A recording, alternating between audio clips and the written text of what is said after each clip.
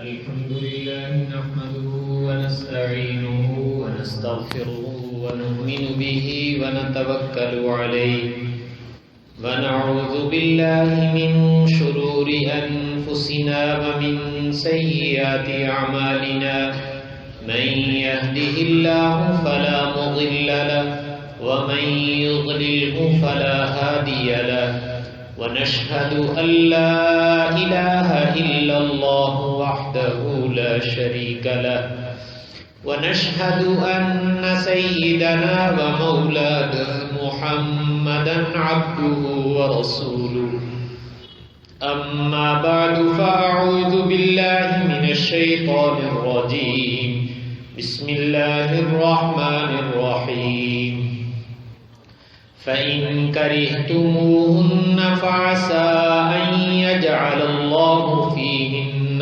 خيرا كثيرا وقال الله تعالى وعاشروهن بالمعروف وقال النبي صلى الله عليه وسلم الدنيا كلها متاع وخير متاع الدنيا المرأة الصالحة وقال النبي صلى الله عليه وسلم تنكح المرأة لأربع لمالها ولجمالها ولحسبها ولدينها فاظفر بذات الدين صدق الله وصدق رسوله النبي الكريم ونحن على ذلك من الشاهدين والشاكرين والحمد لله رب العالمين اللهم صل على سيدنا محمد النبي الأمي وعلى آله وأصحابه وسلم تسليما كثيرا كثيرا يا رب صل وسلم دائما أبدا على حبيبك خير الخلق كلهم. گزشتہ جمعے سے نکاح کے متعلق جو ہماری شریعت کے احکامات ہیں ان کا تذکرہ چل رہا تھا، اور رسول پاک صلی اللہ علیہ وسلم کی ایک حدیث جس میں آپ نے 4 باتیں ارشاد فرمائی تھی کہ نکاح کرتے وقت انسان عورت کا خوبصورتی، اس کا مال، اس کا حسب و نسب اور اس کی دینداری، یہ چیزیں دیکھتا ہے. یہ 4 باتیں ہیں. تو آپ نے فرمایا تھا ان میں سب سے مقدم کون سی چیز ہے؟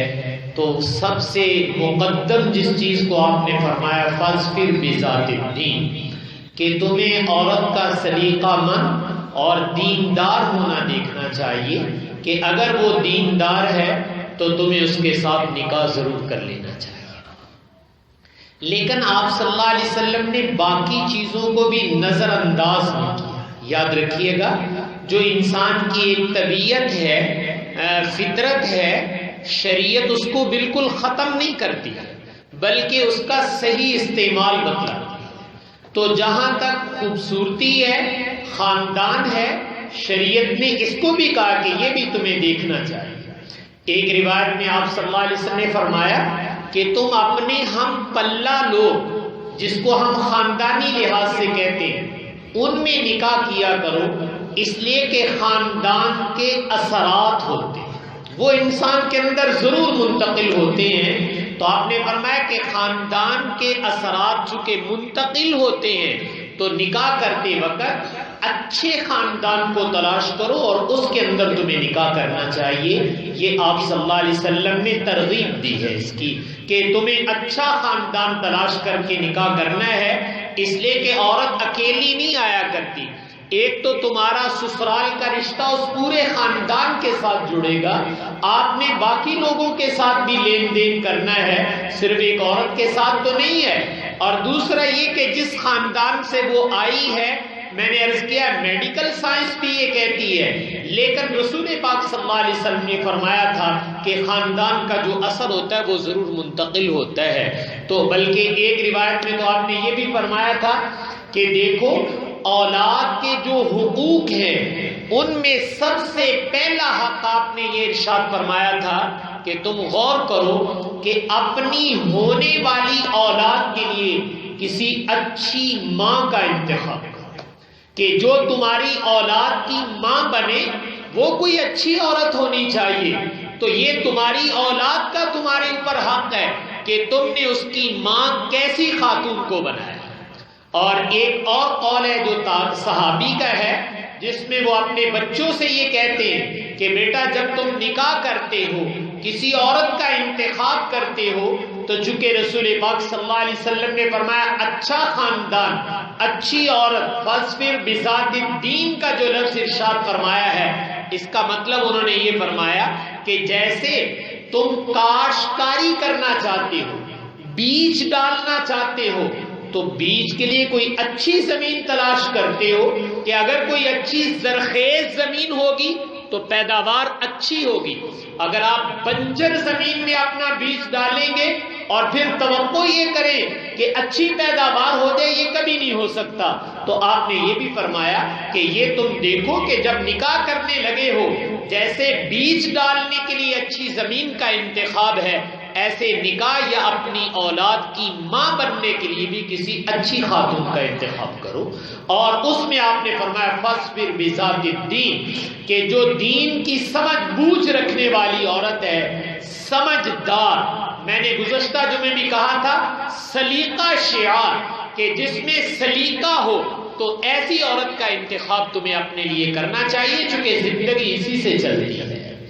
اور اس کے ساتھ آپ صلی اللہ علیہ وسلم نے جہاں خاندان کا کہا ہے وہاں ظاہری خوبصورتی کو بھی نظر انداز نہیں کیا. یاد رکھیے گا یہ بھی اللہ کی ایک نعمت ہوتی ہے کہ اللہ تعالیٰ اچھی شکل و صورت اگرچہ اس میں بندے کا اپنا اختیار نہیں ہے. یاد رکھیے گا بندے کا اپنا اختیار ہوتا تو ہر آنے والا دنیا میں یوسف علیہ السلام سے کم حسن لے کر نہ آتا. اس میں میرا اور آپ کا کوئی دخل نہیں ہے. لیکن بہرحال جس کو کہتے ہیں کہ انسان دیکھنے کو اچھا لگے یہ انسان کی ایک طبی خواہش ہے تو شریعت نے اس خواہش کا بھی اعتبار کیا. رسول پاک صلی اللہ علیہ وسلم کے پاس ایک صحابی آئے اور انہوں نے آ کر عرض کیا یا رسول اللہ میں انصار یعنی فلاں ایک قبیلہ ہے فلاں گھرانہ ہے میں ادھر شادی کرنا چاہتا ہوں. تو آپ صلی اللہ علیہ وسلم نے چونکہ وہ مشورہ مانگنے آئے تھے. یاد رکھنا جب کوئی مشورہ مانگتا ہے تو حدیث میں کہا گیا مشورہ امانت ہوتا ہے. جو دل کی بات ہے وہ بتا دینی چاہیے. یہ غیبت نہیں ہے یہ چغلی نہیں ہے. ایک آدمی نے آپ سے مشورہ مانگا ہے کہ میں فلاں آدمی کے ساتھ کاروبار کرنا چاہتا ہوں فلاں کے ساتھ رشتہ کرنا چاہتا ہوں فلاں کے ساتھ یہ معاملہ کرنا چاہتا ہوں. آپ کو پتا ہے کہ معاملاتی طور پر وہ بندہ ٹھیک نہیں ہے یا فلاں اس کے اندر کمی ہے. آپ خود نہیں لوگوں کے سامنے گنگنا رہے. آپ سے اگر کوئی مشورہ کرنے آیا ہے تنہائی میں تو اب دیانت اور شریعت کا تقاضا یہ ہے کہ جو تم جانتے ہو اپنی طرف سے مبالغہ آرائی کیے بغیر وہ اس کی امانت اس کے سپرد کر دو تاکہ اس کو بعد میں تکلیف نہ ہو. بتا دو کہ بھائی میرے بھائی میں یہ کمی ہے اس کو سامنے رکھ کے تم نے کرنا ہے تو معاملہ کر لو. یہ مشورے کا تقاضا ہوتا ہے. تو آپ صلی اللہ علیہ وسلم سے جب ان صحابی نے یہ مشورہ کیا تو آپ صلی اللہ علیہ وسلم نے ایک بات ارشاد فرمائی کہ بھئی تم اگر اس خاندان یا اس گھر میں کرنا چاہتے ہو تو کیا تمہاری نظر ایک نظر تم نے اس خاتون کو دیکھ لیا تمہاری ایک نظر اس پہ پڑ گئی ہے. انہوں نے عرض کیا نہیں یا رسول اللہ. تو آپ نے فرمایا ایک نظر ضرور پہلے دیکھ لینا اس لیے کہ اس کی آنکھ میں کوئی تکلیف ہے یعنی اس کی آنکھ میں کوئی عذر ہے. ایسے نہ ہو کہ نکاح کر لو اور پھر نکاح کرنے کے بعد اس کو چھوڑو گے تو یہ اس کے لیے بھی داغ ہوگا تمہارے لیے بھی داغ ہوگا. یہ معاشرے میں اچھا نہیں ہے. لہٰذا بہتر یہ کہ تم ایک نظر اس کو دیکھ لو. اگر تمہیں پسند ہے تو پھر کر لینا اور اگر نہیں پسند تو پہلے ہی کنارہ کشی کر لو. بعد میں چھوڑنا یہ بہت نامناسب حرکت ہے. تو آپ صلی اللہ علیہ وسلم نے اس صحابی کو ایک نظر دیکھنے کی بھی اجازت دی ہے. اور شریعت کا مسئلہ یہی ہے کہ اگر شوہر ایک نظر دیکھنا چاہے تو میری شریعت میں اس کی اجازت ہے. یاد رکھیے گا. لیکن بعض دفعہ اس مسئلے کو اتنا بگاڑ دیا جاتا ہے جو ہمارے بلائی خاندانوں میں چلتا ہے کہ لڑکی لڑکے کو الگ بٹھا دو، آؤٹنگ پہ بھیج دو، وہ آپس کے اندر گپ شپ لگائیں، دیکھیں مزاج ملتا ہے کہ نہیں ملتا، اس کی شریعت میں اجازت نہیں ہے، ابھی وہ غیر محرم ہے۔ لیکن جس کو ایک نظر دیکھنا کہتے ہیں اس کی اجازت رسول پاک صلی اللہ علیہ وسلم نے اس لیے دی تھی کہ چونکہ وہ مشورہ مانگنے آئے تھے اور آپ جانتے تھے، تو اس لیے آپ نے فرما دیا کہ بھائی دیکھ لو تاکہ بعد میں بدمزگی نہ ہونے پائے۔ تو میں عرض یہ کر رہا ہوں کہ اصل بنیاد وہ عورت کا دیندار، سمجھدار، سلیقہ مند ہونا، گھر کو چلانے والا۔ چونکہ عورت آتی ہے گھر کو چلانے کے لیے، اولاد کی تربیت کرنے کے لیے، خامند کو سکون پہنچانے کے لیے، تو جو آپ اس سے کام لینا چاہتے ہیں یہ تو دیکھو کہ یہ کام اس کو کرنے بھی آتے کہ نہیں آتے ہیں، ان کاموں کی صلاحیت بھی اس کے اندر ہے یا نہیں۔ دیکھیں آپ اپنی دکان پہ، اپنے آفس میں ایک ملازم رکھنا چاہتے ہیں تو آپ دیکھتے ہیں کہ صاحب جس کام کے لیے میں اس کو بھرتی کر رہا ہوں، آیا اس نے وہ ڈپلومہ کیا ہوا ہے، اس نے وہ کام سیکھا ہوا ہے؟ آپ وہ سارا ججمنٹ کرنے کے بعد پھر اس کو ملازم رکھتے ہیں۔ حالانکہ ملازم کو تو فارغ بھی کیا جا سکتا ہے، تبادلہ بھی کیا جا سکتا ہے، لیکن بھائیو بیوی کے ساتھ تو یہ معاملہ نہیں کیا جا سکتا۔ اس لیے شریعت نے یہ کہا ہے کہ جب تم نے نکاح کرنا ہے تو نکاح سے پہلے ان چیزوں کو ضرور ایک نظر دیکھ لو۔ جذباتی ہیجانی کیفیت میں نکاح کرنا یہ شریعت کا تقاضا نہیں ہے کہ بس انسان کے اندر ایک ہیجان سا ہو اور چلتے چلتے نظر پڑ گئی اور اس میں انسان لٹو ہو جائے۔ یہ زندگی کا فیصلہ ایسے نہیں کرنا چاہیے، یہ بنیاد بہت غلط ہے۔ آج جو میں اور آپ دیکھتے ہیں کہ ادھر سے نکاح ہوتے ہیں، ادھر سے نعوذ باللہ آپس میں ناچاکیاں شروع ہو جاتی ہیں، اس کی بنیادی وجہ یہ ہوتی ہے کہ نکاح کی جو اصل بنیادیں ہیں ان کو نظر انداز کیا گیا ہوتا ہے۔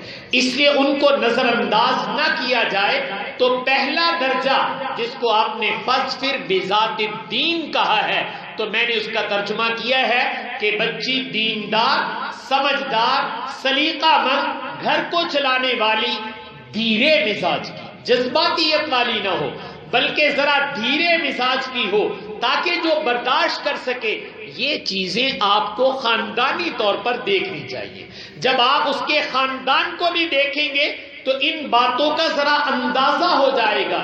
چونکہ بھائی جس گھر میں میں اور آپ پرورش پاتے ہیں، پروان چڑھتے ہیں، اس گھر کی ایک ایک بات کا اثر میرے اور آپ کے اوپر ہوتا ہے۔ گھر میں جو صورتحال ہوگی یہ ہو نہیں سکتا کہ میں اس میں پروان چڑھوں اور میں کوئی پتھر کا بنا ہوا تو ہوں نہیں کہ میرے اوپر ان باتوں کا اثر نہ ہو۔ تو بچیوں نے تو زیادہ وقت ویسے بھی گھر میں گزارنا ہوتا ہے، تو میں نے کہا گھر کے ماحول کو بھی دیکھا جائے۔ تو آپ نے دینداری یعنی عورت کے اپنے ذاتی کمالات اور پھر عورت کا خاندان اس کو بھی دیکھا، اور پھر تیسرے نمبر پر یہ بھی کہا کہ اگر اللہ تعالیٰ نے اس کو خوبصورتی بھی دی ہوئی ہے تو یہ اور اچھی بات ہے تاکہ جاذب نظر ہو، انسان دائیں بائیں نہ جھانکے، اس کی قناعت جب وہ اپنی بیوی پر ہو جائے۔ تو یہ آپ صلی اللہ علیہ وسلم نے 4 باتوں کا میں نے عرض کیا کہ اس حدیث میں تذکرہ کیا تھا، اور قرآن نے ایک بہت خوبصورت بات کہی ہے، فَإِن كَرِهْتُمُوهُنَّ فَعَسَىٰ أَن تَكْرَهُوا شَيْئًا وَيَجْعَلَ اللَّهُ فِيهِ خَيْرًا، کہ کبھی کبھی ایسے ہوتا ہے کہ بیوی کی ساری باتیں انسان کو پسند نہیں ہوتی۔ یاد رکھنا، یہ ذہن میں پہلے بتانا چاہیے۔ بیوی کیا، آپ دنیا کی کوئی چیز خرید لیں، کوئی چیز لے لیں، چاہے وہ آپ کا کاروباری سینٹر ہے، چاہے وہ آپ کے استعمال کی گاڑی یا موٹر سائیکل ہے، چاہے وہ آپ کا گھر ہے، کوئی بھی چیز آپ دنیا کی خرید کے لائیں گے اس میں کوئی نہ کوئی فالٹ اور کوئی نہ کوئی کمزوری ہوگی۔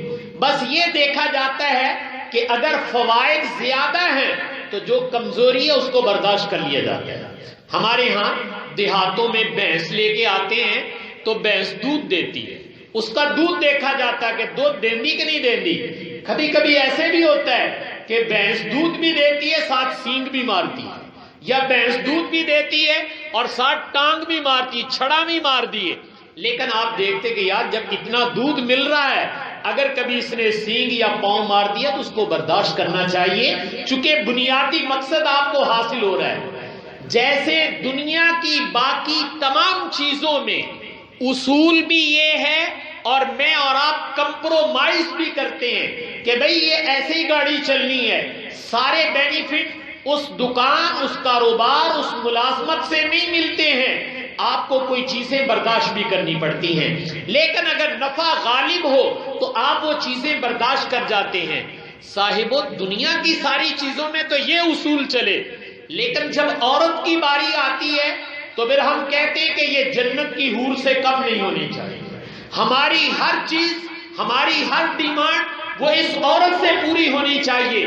قرآن کہتا ہے ایسے نہ کرو۔ اس لیے آسان تکرہو شیئا، کبھی کبھی ہو سکتا ہے کہ تمہیں اس کی کوئی ایک عادت، ایک چیز وہ پسند نہ آئے، لیکن اللہ کہتے ہیں تم میری مخلوق کے ساتھ ذرا گزارا تو کر کے دیکھو۔ اللہ تمہارے ساتھ وعدہ کرتا ہے اگر تم گزارا کر گئے تو اللہ کہتے ہیں ممکن ہے اللہ تمہارے لیے اسی میں سے بڑی خیریں پیدا کرے، اللہ تمہارے لیے خیروں کے دروازے کھول دے، اس لیے کہ تم نے اللہ کی مخلوق کو برداشت کیا ہے۔ تو یہ کہا آسان تکرہو شیئا، کبھی کبھی ایسے ہوتا ہے کہ ایک چیز کو انسان کسی عادت، کسی طریقے کی وجہ سے ناپسند بھی کر رہا ہوتا ہے، لیکن اگر آپ برداشت کریں تو اللہ تعالیٰ اسی کو خیروں کا ذریعہ بھی بنا دیتے ہیں۔ تو اس لیے میں نے عرض کیا ہے کہ عورت میں یہ تلاش کرنا کہ اس کی ہر چیز، ہر عادت، ہر بات وہ بالکل مجھے 100% پسند آنی چاہیے، یہ ایک دماغی جنون ہے، اس جنون کو نکال دینا چاہیے۔ جس کے دماغ میں یہ جنون بھرا ہوا ہے اس کی زندگی کبھی صحیح نہیں گزر سکتی، یاد رکھیے گا۔ اور جس نے اپنے دماغ کو پہلے قرآن کے مطابق تیار کر لیا ہے، آسان تکرہو شیئا ویجعل اللہ فیہ خیرا، کہ تم ایک چیز کو وقتی طور پر ناپسند ایک بات آتی ہے لیکن اللہ کے لیے برداشت کرتے ہو، اللہ اس میں اور بڑی خیریں، تمہیں برکتیں اللہ تعالیٰ عطا فرما دے گا۔ تو قرآن نے یہ کہا کہ نہیں، تمہیں ایسے کرنا چاہیے، اور حضور نے بھی اس کی ترغیب دی۔ آپ صلی اللہ علیہ وسلم نے فرمایا اگر عورت کی ایک عادت پسند نہیں آئی، ایک کام پسند نہیں آیا، تو باقی کام تو بھائی پسند ہے کہ نہیں پسند؟ تو جو باقی پسند ہے ان پہ کیوں پانی پھیر رہے ہو؟ ایک کی وجہ سے سب پہ پانی پھیر دینا یہ کوئی دانائی کی بات نہیں ہے۔ اس لیے عورت کے انتخاب سے پہلے تو شریعت نے یہ کہا ہے کہ تمہیں جانچ پڑتال اور تمہیں دیکھ بھال کر لینی چاہیے، لیکن جب نکاح ہو جائے تو پھر اپنے دل کو تسلی دو کہ اب زندگی اسی کے ساتھ انشاءاللہ گزرے گی۔ جب آپ اپنے آپ کو ایگری کر لیں گے تو شیطان کو آپ کے ذہن میں وساوس ڈالنے کا موقع نہیں ملے گا، لیکن اگر آپ اپنے ذہن کو ایگری نہیں کریں گے تو یاد رکھنا شیطان تمہارے ہاں کوئی نہ کوئی چال چلتا رہے گا جس سے اس کی ہر بات جو ہے وہ انسان کو ناگوار ہونے لگتی ہے، اور نعوذ باللہ نا اتفاقی اور آپس کے اندر جو ہے جدائی تک نوبت پہنچ جاتی ہے۔ یہ وجہ یہ ہوتی کہ ہم نے ذہنی طور پر اپنے آپ کو تیار نہیں کیا۔ تو اس لیے نکاح کے بعد پھر میں نے کہا اس کے ساتھ نبھا، اس کے لیے اپنے آپ کو تیار کرنا چاہیے۔ اور میں نے عرض کیا تھا کہ کچھ ناگوار باتیں پسند کریں، اللہ بہت کچھ عطا فرما دیتے ہیں۔ ایک بہت بڑے بزرگ گزرے اللہ کے نیک بندے، حضرت مولانا ابو الحسن خرقانی رحمہ اللہ تعالی، صوفیاء میں سے ہیں، بہت بڑے مشائخ میں سے ہیں۔ تو حضرت کی جو بیوی تھی وہ ذرا منہ پھٹ تھی، زبان سخت ہوتی بعض دفعہ کسی خاتون کی۔ تو کوئی حضرت سے مرید ہونے کے لیے آیا، بیعت ہونے کے لیے، اصلاح کے لیے کہ میرے نفس کی بھی اصلاح کر دیں۔ تو اس نے گھر آ کر پوچھا کہ حضرت کہاں ہیں؟ تو بیوی نے سنایا بڑا حضرت بنے ہیں، پھرتا بچ کے رہی اسے گڑو، وہ ایویں پیر بنے ہوا ہے، جھوٹا پیر ہے، نکلی ہے، اس طرح کی باتیں سنائیں۔ تو وہ بڑا پریشان ہوا کہ ہم نے تو بڑا حضرت کی شہرت سن رکھی تھی، ایتھے تے گھر والے نے بھانڈا ہی پھوڑ دیتا ہے، بھائی بچ کے رہی ہے دیکھو۔ تو اب وہ ذہن میں بڑی تشویش میں تھا۔ تو جو کہ دائیں بائیں والے جانتے تھے کہ بھئی عورت ذرا بد زبان ہے، حضرت تو بہت اونچے مزاج کے آدمی ہیں، تو انہوں نے ان سے کہا کہ یار وہ جو تمہارے دل میں عقیدت تھی نا، لگتا ہے وہ خراب ہو گئی ہے، اب وہ تمہارا وہ اعتقاد ابو الحسن خرقانی کے بارے میں نہیں رہا۔ تو سمجھانے کے لیے کہا کہ اس وقت وہ جنگل میں ہیں، جاؤ ذرا وہاں دیکھ کے آؤ کیا صورتحال ہے۔ خیال تھا کہ اس کا اعتقاد ٹھیک ہو جائے. تو حضرت جنگل میں تھے اور کسی کام کی غرض سے گئے ہوئے تھے. یہ شخص بھی جنگل میں دیکھنے گیا تو یہ کیا دیکھتا ہے کہ شیخ ابو الحسن خرقانی رحمہ اللہ تعالی شیر پر بیٹھے ہوئے اور شیر کے اوپر سواری کر کے آ رہے. تو یہ دیکھ کے بڑا حیران کہ یہ کیا ماجرا ہے. بیوی کہتی تھی اٹھ آگے اور یہ شیر پر بیٹھا ہوا ہے. تو شیخ بھی سمجھ گئے کہ یہ مجھے دیکھنے آیا ہے. تو پوچھا کیسے آئے ہو؟ کہا حضرت میں آپ سے اپنی اصلاح کی نیت سے کہ اللہ تعالیٰ مجھے بھی نیک بنا دے, میرے اعمال و اخلاق کی اصلاح ہو جائے, میں اس لیے آیا تھا. اور میں آپ کے گھر گیا تو آپ کی بیگم نے تو مجھے ڈرا دیا کہ یہ تو کوئی اچھے آدمی نہیں ہے کہ تم ان کے پاس بیعت ہونے آئے ہو. تو میں ذرا دوستوں نے کہا کہ باہر جاؤ دیکھ کے آؤ کہ کیا ماجرا ہے, یہ کیا سلسلہ ہے. تو شیخ ابو الحسن خرقانی رحمہ اللہ تعالی نے فرمایا کہ بھائی وہ میری بیوی ہے, جو کہا اس نے ٹھیک کہا, لیکن میں نے یہ نیت کر رکھی تھی کہ باری تعالی آپ نے میرے مقدر میں یہ لکھ دی تھی, یہ آ گئی, اب میں اس کو آپ کی رضا کے لیے برداشت کروں گا. تو جب سے میں نے اللہ کی رضا کے لیے اس کی جلی کٹی باتیں برداشت کرنی شروع کی ہیں, اللہ نے جنگل کے درندوں کو بھی میرے تابع کر دیا. یہ بھی میرا کہنا مانتے ہیں اس لیے کہ میں اللہ کے کہنے سے اس کو برداشت کر رہا ہوں. تو میں آپ سے یہ کہہ رہا ہوں بھائی, نکاح کے احکامات سیکھنے کی ضرورت ہے. ایک بات کہہ دیتا ہوں چونکہ میرے مخاطب اس وقت مرد ہیں اس لیے آپ سے زیادہ کہہ رہا ہوں. وہ یہ کہ ہم اپنے بچے کو کاروبار کرانا چاہتے ہیں تو آپ بتائیں, اس نے پہلے کہیں دکان پر نہیں گیا, کسی سے کچھ نہیں سیکھا. آپ کروڑ روپے کی دکان ڈال کے اس کو دے سکتے لا پتر کاروبار, آپ بٹھا دیں گے ایسے؟ آپ کبھی نہیں بٹھائیں گے کہ نہیں پتر پہلے 5-7 سال جڑے نا وہ اپنے گوڈے رگڑ پھر تینوں پیسے دیں گے, تو تے پیسے ساڑھے روڑ دیں گا. آپ دکان پر تو نہیں اس کو بٹھاتے. آپ کہیں ملازم اس کو رکھوانا چاہتے ہیں, ڈگری کے بغیر آپ کو پتا ہے اس کو کوئی ملازم نہیں رکھے گا. جس فیلڈ میں بھی آپ اپنے بچے کو بھیجنا چاہتے ہیں پہلے اس فیلڈ کا فن, علم اور یہ ساری چیزیں ڈگری یہ لے کے دیتے, پھر کہتے پتر ہون چل, اب کامیابی تمہارا مقدر چومے, تمہارے پاؤں چومے گی اس لیے کہ تم نے اس فیلڈ کا علم سیکھ لیا ہے. تو بھائیوں میں بھی آپ کے ساتھ شریک ہوں, کیا ہم نے شوہر بننے سے پہلے شوہر بننا سیکھا تھا؟ بھائی آپ شوہر بنے ہیں, خامن جس کو آپ کہتے ہیں, تو ہم خامن کیا حادثاتی طور پر بن گئے؟ بھائی پیو نے کہا چل پتر تیرا بیاہ کر دیجئے نے بیاہ کر دیتا. ہم نے کیا خامن بننا سیکھا ہے کہ خامن کس کو کہتے ہیں اور خامن کی کیا ذمہ داریاں ہوتی ہیں اور اس نے گھریلو سسٹم کو کیسے چلانا ہے؟ کیا کسی صاحب علم کے پاس جا کر سیکھا؟ اچھا کسی بڑے کو ہی مت لے نہیں بابا جی تسی دس دیو گھر کے میں وسائی دینے, یہ سیکھا؟ یہ میرے معاشرے میں آہستہ آہستہ ختم ہوتا جا رہا ہے. میں بڑی معذرت سے آپ سے عرض کر رہا ہوں, خامد بننے سے پہلے خامد بننا تو سیکھو کہ خامد کہتے کس کو ہے, اس نے زندگی کیسے گزارنی ہے. اگر آپ نے سیکھ کر اس لائف کو انجوائے کیا تو انشاءاللہ آپ کی لائف بہت اچھی ہوگی. لیکن اگر بغیر سیکھے کرو گے تو یاد رکھنا پھر سوائے اپنے یا دوسرے خاندان کے الجھنوں کے اور کچھ نہیں ملے گا. تو اس لیے یہ میرے دین کا حصہ ہے. نماز سیکھ کے پڑھتے ہو, روزہ حج زکات سیکھ کے کرتے ہو, مسئلہ پوچھتے ہو, لیکن نکاح کو تو تم نے کبھی نہیں کہا کہ مولوی صاحب کو سانو نکاح دی گل ہی سنا دیو, آ ساڈے منڈے ویاہن لگے ہیں, کڑیاں ویاہن لگے ہیں, کوئی انہاں نوں مت دی گل دس دیو. یہ تو آپ نے کبھی بھی ہمارے سے آ کر نہیں پوچھا. اس لیے کہ ہم نکاح کو ایک اپنی معاشرتی رسم سمجھتے ہیں, یہ سمجھتے کہ یہ تو ایک معاشرتی رسم ہے. اس لیے جب معاشرتی رسم ہے مولوی صاحب کی کام ہے اس کو پوچھن جائے گی, تو پھر بھائی یہ معاشرتی رسم آج میرے اور آپ کے گلے کا جو جھنجٹ بنتی ہے, ساری زندگی اسی پی میں گزر جاتی ہے, یہ اس لیے ہے کہ ہم دین کو نظر انداز کر رہے ہیں. تو نکاح کے متعلق جو میرے دین کے احکامات ہیں وہ سیکھنا بہت ضروری ہے. تو اللہ تعالیٰ نے مردوں کو کہا ہے وَعَاشِرُوهُنَّ بِالْمَعْرُوفِ کہ مردوں تمہیں یہ کہا جا رہا ہے تم نے خواتین کے ساتھ بڑے اچھے طریقے سے زندگی گزارنی ہے. اور ایک روایت میں آپ نے فرمایا خیرکم خیرکم لأہلی وَأَنَا خیرکم لأہلی, تم میں سب سے اچھا وہ ہے جو اپنے گھر والوں کے حق میں اچھا ہو. پھر آپ نے فرمایا میں بھی اپنی بیویوں کے حق میں بہت اچھا ہوں. اور ایک روایت میں آپ نے فرمایا تم میں سے اکمل المؤمنین ایمانا احسنہم خلقا، تم میں سب سے اونچے ایمان والا وہ ہے جس کے اخلاق سب سے خوبصورت ہو. ایک اور دوسرا آپ نے فرمایا تم میں سب سے اونچے ایمان والا وہ ہے جو اپنے گھر والوں کے بارے میں الطف نرم رویہ رکھنے والا ہے. تو گھر والوں کے ساتھ نرم رویہ رکھنا یہ میرے نبی کا حکم ہے، یہ میرے دین کا حکم ہے. تو جب یہ اچھے اخلاق اور نرمی برتی جائے گی تو میں نے کہا گھریلو زندگی بھائی اچھی گزرے گی. لیکن اگر یہ چیزیں ہم نہیں سیکھیں گے تو پھر بہت مشکل ہو جائے گا.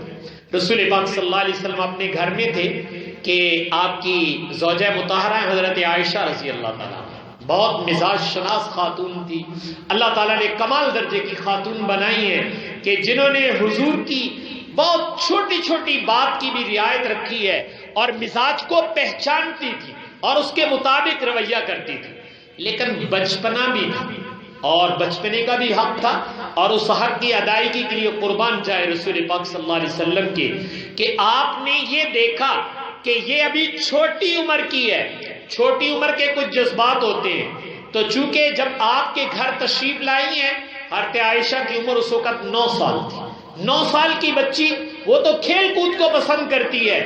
آپ کے گھر میں آئی ہیں کھلونے جس کو آپ بچوں کے ٹوائز کہتے ہیں، وہ کھلونے گڑیاں وہ ساتھ ہیں اور مدینے کی بچیاں بھی آ جاتی ہیں، وہ اپنی سہیلی نہ کھیل کے آئیے. تو یہ بیٹھ کر کھلونوں کے ساتھ کھیل رہی ہیں. حضور باہر سے تشریف لاتے ہیں تو بچیاں جب دیکھتی کہ حضور آگے تو بھاگنے لگتی ہیں. بھئی ہن حضور آگے چلیے اپنے گھرانوں. تو آپ یوں کھڑے ہو جاتے بس بھی بس نہیں بھاگنا نہیں، بیٹھو اس کے ساتھ کھیلو. تو آپ اپنی موجودگی میں حضرت عائشہ کے ساتھ ان کی بچیوں کو جو ان کی سہیلیاں ہیں ان کو روک کر کہہ رہے ہیں ان کے ساتھ کھیلو. اور وہ جیسے میں نے کہا گڑیا اور اس طرح کی چھوٹی چھوٹی چیزیں بنائی جاتی ہیں. تو حضرت عائشہ نے ایک گھوڑا بھی بنایا ہوا تھا اور اس کے پر بھی لگائے ہوئے تھے. تو رسول پاک صلی اللہ علیہ وسلم نے مسکرا کر فرمایا عائشہ کوڑے دیتے پر نہیں ہوندے، کوڑے دیتے پر نہیں ہوندے، کوڑا تھوڑا اڑتا ہے. تو حضرت عائشہ رضی اللہ عنہ نے آگے سے فرمایا یا رسول اللہ سلیمان علیہ السلام کا تخت نہیں اڑتا تھا جس پر وہ بیٹھتے تھے. تخت ویسے تو تخت نہیں اڑا کرتا لیکن اللہ اڑا سکتا ہے. تو جو اللہ تخت اڑا سکتا ہے وہ میرا گھوڑا بھی اڑا سکتا ہے. ایسے ذہین خاتون تھی. تو آپ نے ان کے بچپن کے جذبات کی رعایت رکھتے ہوئے کھیل کود کا موقع دیا. حالانکہ حضور تو نبی ہیں، آپ سے زیادہ سنجیدہ کون ہو سکتا ہے. بڑی معذرت کے ساتھ ہم یہ چاہتے ہیں کہ جیسے میں بڑا سنجیدہ فکر مند ہوں میری بیگم بھی ایسے ہی سنجیدہ اور میرے سے بھی ایک بالش زیادہ فکر مند ہونی چاہیے. بہت معذرت تم مرد ہو وہ عورت ہو، تم آپس میں برابر کیسے ہو جاؤ گے؟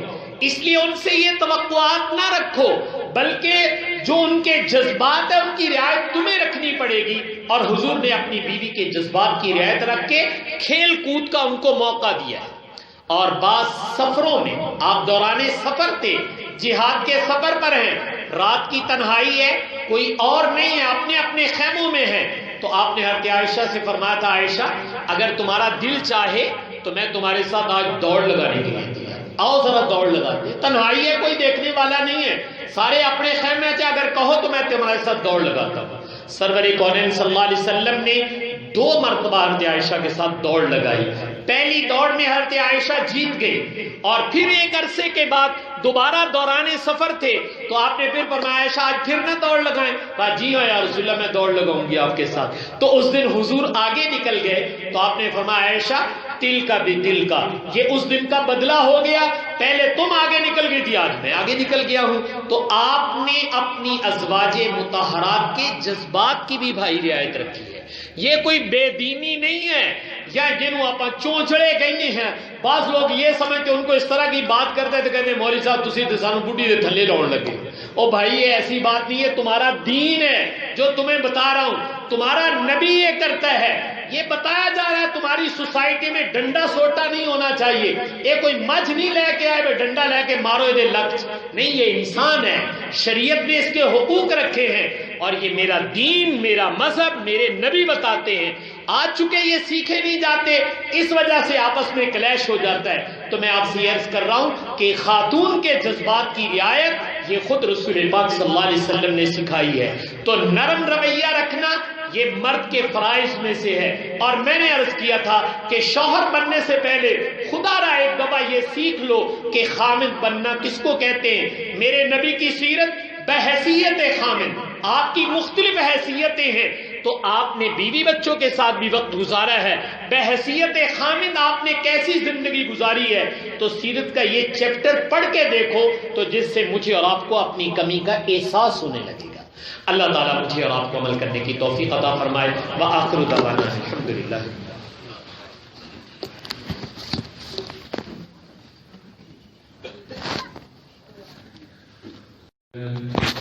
الحمد لله نحمده ونستعينه ونستغفره ونؤمن به ونتوكل عليه ونعوذ بالله من شرور أنفسنا ومن سيئات أعمالنا من يهده الله فلا مضل له ومن يضلله فلا